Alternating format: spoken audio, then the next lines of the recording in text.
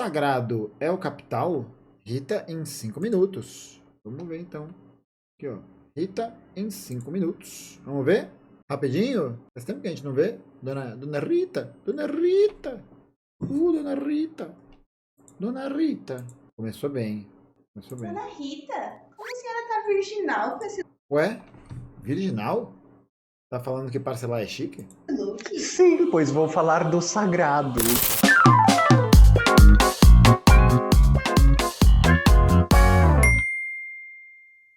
Bom, moçadinha, como esse é um Rita em 5 minutos, a gente vai aqui, ó, toque de caixa. Mas uma das questões que eu vou tentar colocar aqui é seguir o que a gente vem trabalhando. Como as ideias dominantes são as ideias de uma classe dominante. E aí eu vou perguntar para vocês a ideia do sagrado. O que será que é sagrado nesse sistema? Pornografia, masturbação, cigarro, maconha. Vou logo te dizendo, é o capital.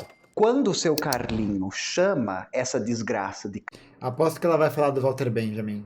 capitalismo, ele está tentando entender que o único sujeito desse novo modelo de sociedade que está aparecendo não é mais humano. O único sujeito desse modelo de sociedade é o capital. Para isso, você pode ver uma aula bárbara que a Marilena Chauí deu lá no nosso canal.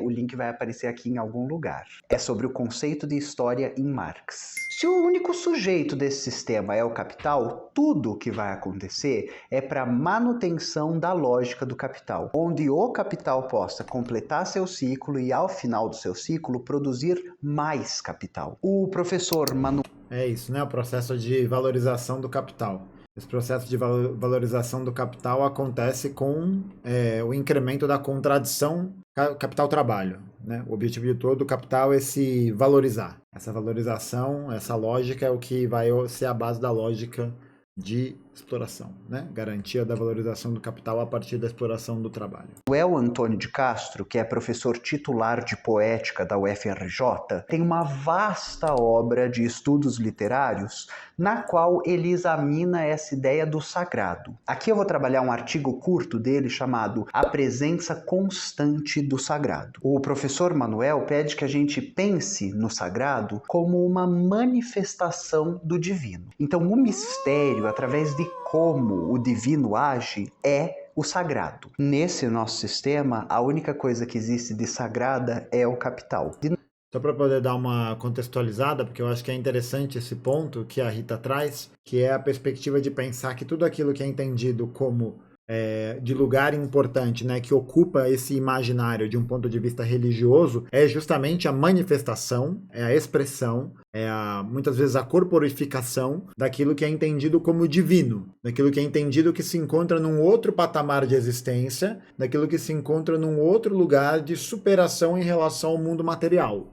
Então é uma análise bastante metafísica, que presume essa ideia de uma essência, que presume essa ideia de que existe algo superior e que se manifesta a partir de determinadas ações, de determinada conjuntura de, enfim, né, de corpos, de tradições, etc, etc. Porque aquilo ali é uma manifestação dessa orientação divina.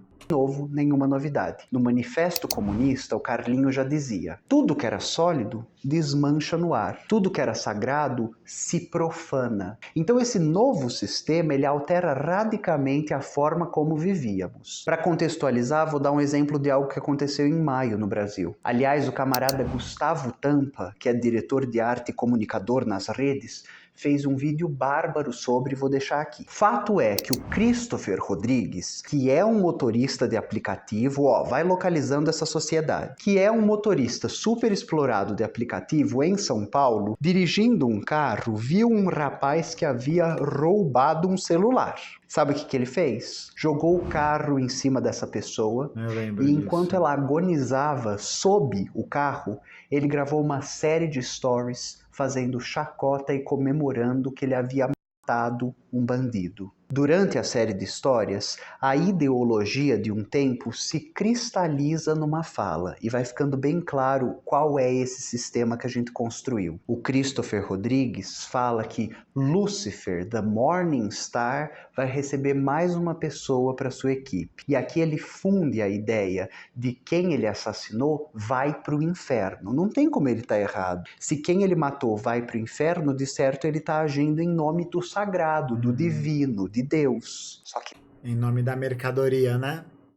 Em nome dessa própria ideia. nesse sistema, Deus é a propriedade privada. A gente vai chegar lá. Logo em seguida, ele coaduna uma ideia muito perigosa, de que o bandido é o inimigo político dele. Bom, se o representante político dele chamava Messias, e se falava de Deus e de arma na mesma frase, e se fazia sinal de arma na passeata para Jesus, a gente já viu essa ideologia cristalizada num cidadão, num sujeito. Ao matar um bandido, o Christopher não consegue distinguir se é um adversário político ou a configuração do mal, do antidivino. E aí ele fala, -1 fazendo L, hoje não vai ter cerveja nem picanha para esse daí. Que vieram a galera dos direitos humanos e as meninas da PUC pedir para ele tirar o carro de cima da pessoa. E que vieram os familiares pedindo que ele tirasse o carro de cima da pessoa que ainda estava viva. E ele se negou a fazer isso. A ação do Christopher Rodrigues, mas a fala e o jeito que ele vê a realidade são a cristalização de um momento histórico. E isso é estudo de cultura. Entender como os valores e os significados estão presentes nessa série de stories.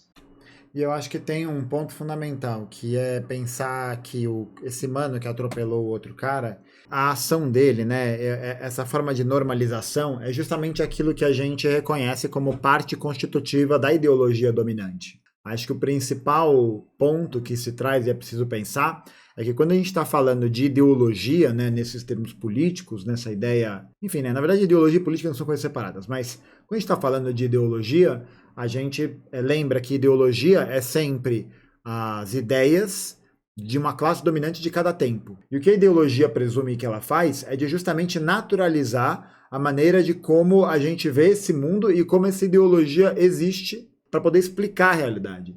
Então, na verdade, a ideologia ela é a explicação, ela é a ideia, ela é a ciência, ela é a sociedade, ela é a cultura de uma parte da sociedade e que se expressa na sua totalidade, ou na sua quase totalidade. Por isso que é até importante e interessante a gente pensar que ela não é uma coisa que ela pode ficar esvaziada, como se, por exemplo, os comunistas não tivessem ideologia. E todos nós temos ideologia, uma ideologia que presume justamente a ideia de que a nossa organização social defende uma perspectiva de que o proletariado possa viver dignamente, né, a partir da conceituação de que é o trabalho que produz o valor do mundo. É o trabalho que produz o mundo. Então, quem trabalha tem que ter acesso aos meios de produção de trabalho e também aos meios, aos produtos, aos bens e todas as coisas que garantam uma vida digna. Só que o que acontece é que quando a gente olha para um fenômeno como da ideologia dominante nesse caso, qual que é a perspectiva? É muito didático, né? Qual que é a perspectiva? A vida humana está colocada sob o guarda-chuva, né? Está colocada sob a dominação da forma mercadoria. É a forma mercadoria que é a unidade básica da sociabilização capitalista. É a forma mercadoria. Por quê? Porque a partir da transformação das coisas em mercadorias, em coisas que podem ser trocáveis, que podem ser intercambiáveis, você consegue estabelecer um padrão universal de mercantilização de todas as coisas, em que o dinheiro é o meio regular, é o meio normal para poder fazer essas trocas. Só que o ponto-chave dessa questão é que a forma mercadoria ela só pode ser obtida a partir justamente dessa troca, dessa negociação. E aí o que acontece é que a própria vida humana, a partir disso, torna-se uma mercadoria. Por quê? Porque justamente a classe expoliada dos meios necessários para produzir e para trabalhar é uma classe que se verá obrigada, em certa medida, a vender sua força de trabalho para esse meio de produção. Então a vida humana, ela mesma, torna-se uma mercadoria. ela se torna uma mercadoria, como qualquer outra mercadoria. Então a vida humana e, sei lá, né, uma xícara é a mesma coisa, é uma mercadoria. A vida humana e um álcool gel é uma mercadoria. Então tudo isso vai se colocando em um lugar, né, em que aquilo que é entendido como importante, como valoroso, como da comunidade, que existia antes do capitalismo, ainda que a gente possa dizer que sejam valores, tanto de uma perspectiva bem reacionária, né, como a nobreza e tal, mas isso vai se aplicar para outras coisas futuramente também, é de que a gente tem a transformação daquilo que é entendido como sagrado, daquilo que é entendido como intocável, daquilo que é entendido como uma manifestação do que a gente acredita e quer construir, e aquilo ali é profanado, é transformado em algo tão comum, em algo tão básico, em algo tão destrutivo, em algo destrutível, na verdade, né? Descartável, que faz com que a própria vida se torne isso. E aí, no caso, né, obviamente, a gente tem vidas que valem mais e vidas que valem menos. Por quê? Porque essa transformação da vida em mercadoria, e sobretudo essa transformação que existe de todo o resto, né, da sociabilização, da economia e tudo mais, todo esse processo de transformação de mercadoria é um processo que acompanha também, necessariamente, uma formação política e social. Por isso que as vidas negras no Brasil não importam. Não importam para o Estado, não importam para a classe dominante, não importam. E aí vai sendo criado mecanismos para garantir a reprodução dessa dinâmica de exploração em vários setores diferentes. Então a gente tem, por exemplo, uma política de encarceramento em massa feito contra a classe trabalhadora, sobretudo contra a classe trabalhadora negra no Brasil, que é um recurso de controle do exército industrial de reserva da massa de desempregados que existe no Brasil. E que são, muitas vezes, condenados ou presos sem o devido processo legal. Tem o direito de defesa, mas feito às coxas, tá ligado? Feito de qualquer jeito. Tem a perspectiva de você encarcerar esses grupos. E é isso.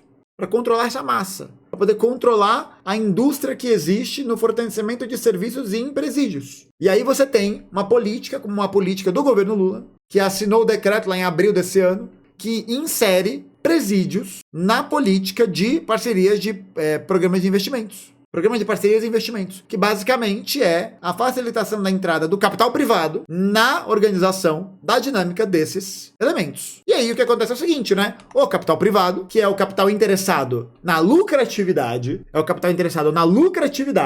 porque ele faz parte da ordem privada dentro do sistema capitalista. Então a perspectiva dele é dar lucro. Dá lucro. A empresa não quer mais nada. Os acionistas não querem mais nada. Eles não querem saber de responsabilidade social. Não quer saber se vai morrer gente em deslizamento de barragem. Não quer saber. Foda-se. O que eles querem é lucro. Acabou. É isso que eles querem. Eles querem lucro. Isso promove um processo tá antes da concentração de renda. Tá antes da concentração de renda porque é um problema de pano de fundo filosófico.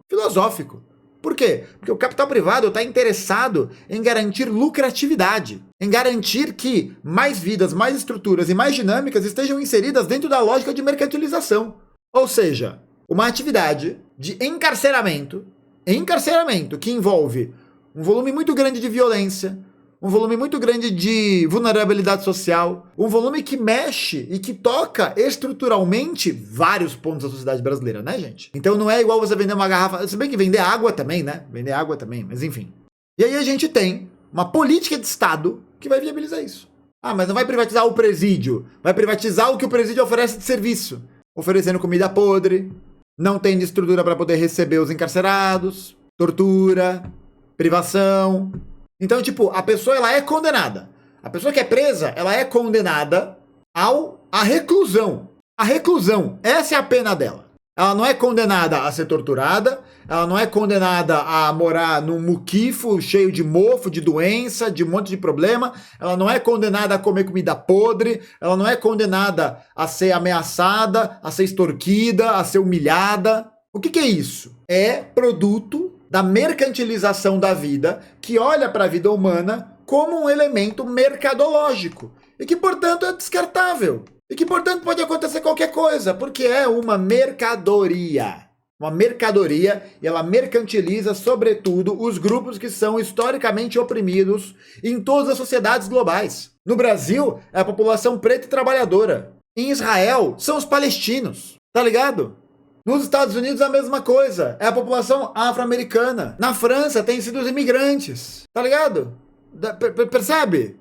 Aí você tem a formação de visões de mundo que, mercantilizando cada vez, nesse processo constante de mercantilização da vida social. E o segundo ponto, que é muito importante, né? Além de uma política que viabiliza isso, é você ter também uma campanha midiática e publicitária, isso é importante, midiática e publicitária, que normaliza essa relação a partir da produção de elementos culturais que hegemonizam esse pensamento. Ou seja, que tornam esse pensamento o pensamento dominante daquela realidade. O pensamento dominante daquela realidade. Por isso que quando a gente fala sobre guerra de cultura, hegemonia, a gente está falando disso. A gente está falando do processo de tornar as nossas ideias, as ideias hegemônicas. Porque a nossa ideia hegemônica de sociedade é uma ideia que visa justamente acabar com a mercantilização da sociedade. Os comunistas defendem o fim do capitalismo, o fim da regência da sociedade pela forma mercadoria e pela burguesia, que promove esse processo, que cria esse processo. É uma disputa pela hegemonia, é uma disputa em acabar com esse tipo de profanação, com esse tipo de coisa em que a vida torna-se tão somente valiosa quanto uma mercadoria, tá ligado? Para que a gente possa exatamente conseguir fundar um novo tipo de sociedade que seja justamente baseado no quê? Baseado na solidariedade, baseado na correta divisão social do trabalho, baseado na formação da dignidade humana, em que o sagrado, em que a expressão do sagrado não será mais o sucesso individual, não será mais a meritocracia, não será mais a competição entre os indivíduos, da exploração, do racismo, da homofobia. Nossa expressão de sociedade, que é uma expressão que visa exatamente uma expressão que garanta a dignidade e garanta a justiça para os oprimidos. Essa é a diferença. Essa é a diferença. Como nesse momento do descarte da vida humana, como nesse momento da produção da riqueza através da exploração, da morte, da desgraça, e como nesse momento recente da cristalização das ideias políticas, do Messias atirador, do Deus violento, o inimigo é o pecado, o inimigo tem que ser extirpado, o inimigo tem que ter um carro jogado em cima dele. O Christopher não vê o que ele fez como errado, ele matou um bandido. Essa pessoa deixa de... Alguém que fere a propriedade privada. Alguém que fere a sacralidade da propriedade privada. Por quê? Porque vale mais a pena, olha isso, vale mais a pena você reagir a um assalto, você atropelar alguém para poder proteger um tênis, um celular, alguma coisa assim.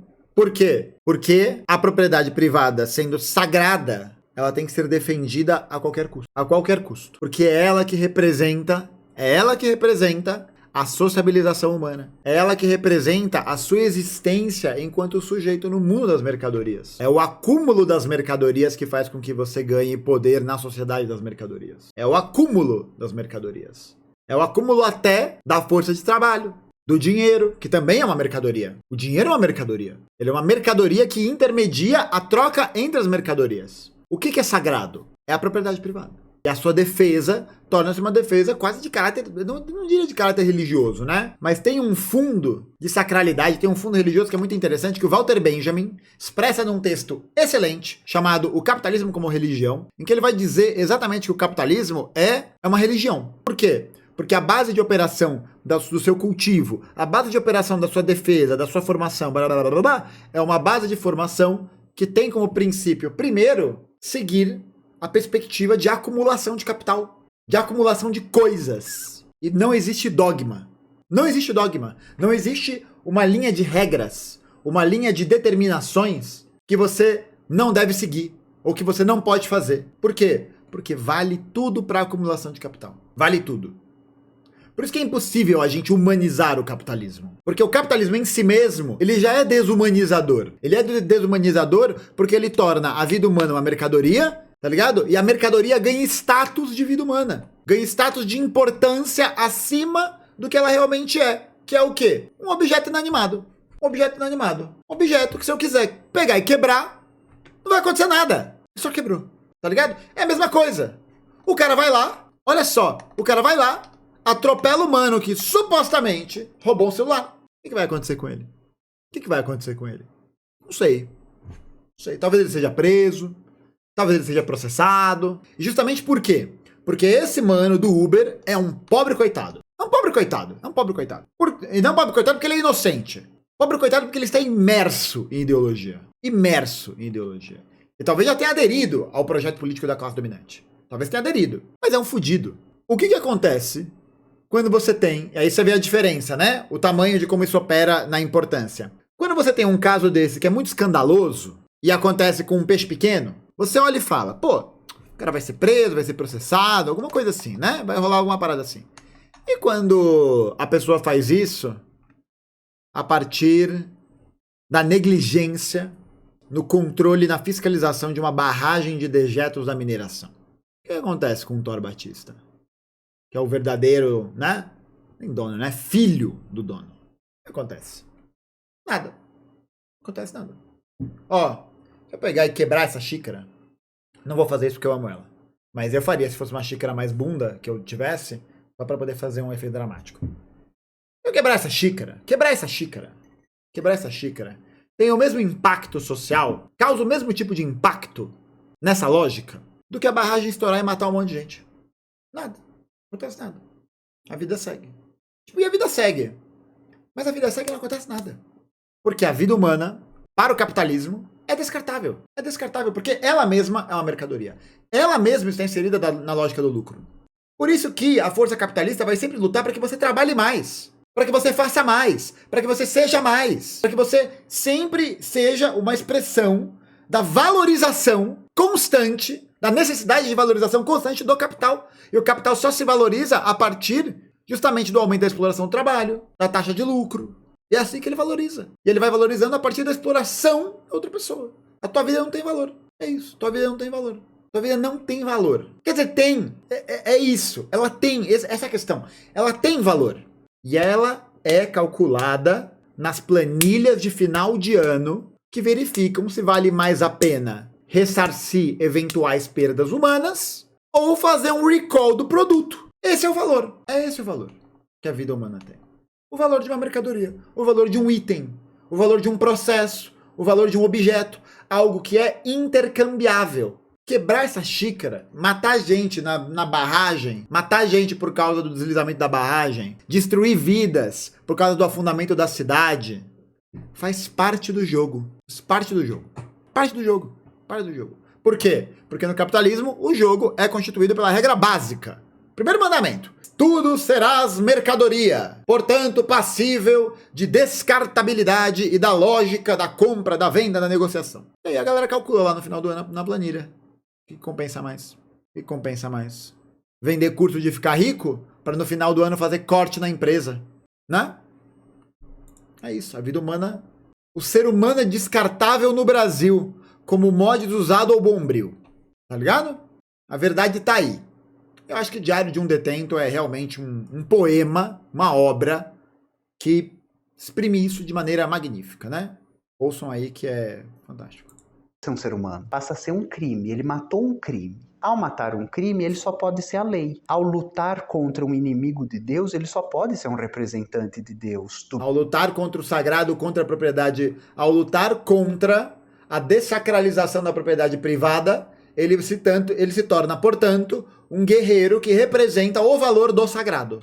Bem, a nossa questão toda é, se matar é errado. Ideologicamente. Mas matar alguém que rouba não é errado? O sagrado nessa sociedade não é a vida, mas é a propriedade. Essa é uma frase famosa do Ricardo Aronskindi, que é economista e professor universitário argentino. Não há nada de banal nesse episódio, mas ele cristaliza um momento histórico de descartabilidade de vidas e de equalização do inimigo com o mal. Assim como os soldados das cruzadas acreditavam que ao matar na batalha eles iriam direto para o céu, muito provavelmente o Christopher Rodrigues tem plena certeza de que ele não matou um ser humano, mas ele agiu politicamente para o bem.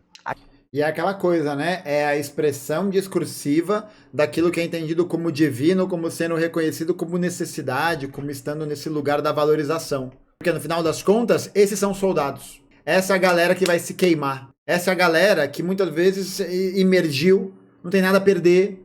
Tem essa lógica mesmo, né? Essa lógica de que essa política, essa ideia da propriedade privada, da mercadoria, da mercantilização da vida, ela é exatamente um produto do quê? Ela é um produto de uma expressão política da burguesia. Então, essa mercantilização é o que mata. É ela que mata, porque é ela que transfere todas as questões humanas em mercadorias. A questão é que a gente não faz crítica moral do capital, a gente faz crítica material. No fim do dia, são dois pobres se matando. É isso, meus amores. A luta de classe está em tudo. A única coisa que existe de sagrada nesse sistema é o capital. Até o próximo vídeo da série de vidinhos curtos. Tem 5 minutos. Um beijinho. Tchau. Porra. Fera, hein? Ó, deixa eu mostrar pra vocês um trechinho do texto que eu comentei.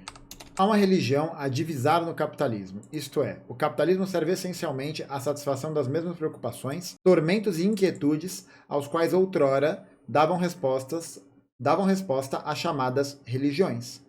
A prova dessa estrutura religiosa do capitalismo, não apenas, como pensa Weber, como formação condicionada pela religião, mas sim como fenômeno religioso essencial, conduziria-nos hoje aos meandros de uma polêmica universal desmedida. Não podemos contrariar a rede na qual nos encontramos. Isso, entretanto, será contemplado mais tarde.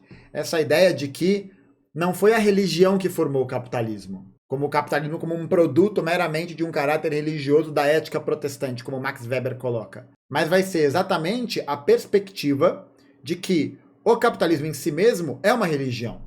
Ele opera sob uma dinâmica de dogmas, ele opera sob uma dinâmica discursiva que te diz que, para a defesa desses tormentos, preocupações e inquietudes que ele produz, você se torna uma expressão dessa religião também. Você também passa a agir religiosamente. Não obstante, 3 traços dessa estrutura religiosa do capitalismo já são reconhecíveis no presente.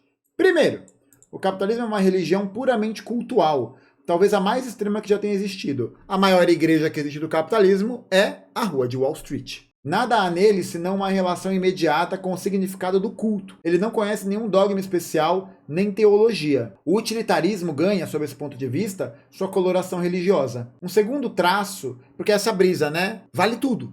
É uma religião que você cultua ao máximo. E cultua mesmo, né? Se você parar para ver, por exemplo, essas palestras de coach, né? Que tem muito desse fundo religioso, dessa dinâmica pastoral, dessa dinâmica de poder fazer isso como um discurso. Os cursos de enriquecimento, os segredos para a liberdade, os segredos para a vida. É só você associar. Só você associar e ver de que maneira o Primo Rico começou a beijar esse discurso também, como esses coach financeiro faz aí também. Faz tudo, a mesma coisa, pô. A mesma coisa.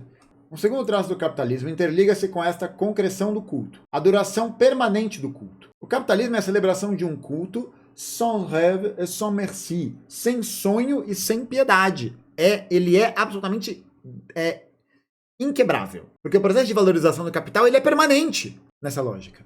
Não há nele nenhum dia da semana, nenhum dia que não seja de festa no sentido terrível do desdobramento de toda a pompa sagrada, da atenção extrema do adorador. Em terceiro, esse culto é culpabilizador. O capitalismo é provavelmente o primeiro caso de um culto não expiatório, mas sim culpabilizador. Nisso, esse sistema religioso está sob a queda de um movimento monstruoso, uma consciência de culpa monstruosa, que não se sabe espiada, agarra-se ao culto, não para espiar nele esta culpa, mas sim para fazê-la universal, martelá-la na consciência e, finalmente, sobretudo, para implicar o próprio Deus nessa culpa, para que, enfim, ele mesmo se interesse pela expiação. Não existe perdão, né? Não existe expiação do pecado, não existe esse desligamento, essa culpa, né, que existe nessa dinâmica da produtividade, da valorização de si mesmo, da sua transformação em mercadoria, é uma culpa que vai se reproduzir em todas as dinâmicas sociais da vida, sem nenhum tipo de intervalo. Você vai se sentir culpado em todas essas dinâmicas, porque todas essas dinâmicas estão diretamente relacionadas a essa forma de como esse culto da transformação de tudo em mercadoria te obriga a sempre fazer esses movimentos nessa direção. Essa também não tem que esperar no próprio culto, tampouco na reforma dessa religião. Reforma que deveria poder se apoiar em algo seguro dessa religião, nem em sua recusa. Tem-se na essência desse movimento religioso, que é o capitalismo, a persistência até o final e a completa culpabilização final de Deus. até o atingido estado de mundo do desespero, ao qual ainda é confiado a esperança. Porque é isso, o bagulho vai se alimentar da esperança alheia, porque nessa dinâmica da alimentação da esperança alheia, você consegue desvalorizar todos os princípios que são reguladores da vida humana e tudo aquilo que confere uma certa dignidade. Veja aí os influenciadores fazendo propaganda da Blaze, porra. O que é isso? O que é isso? É a exploração da esperança. É a exploração do estado de desespero. É isso, é a exploração do estado de desespero que as pessoas vivem. Enfim, o texto é um pouco longo, recomendo muito que vocês leiam, tá? Mas eu acho que aqui já deu para dar uma palhinha.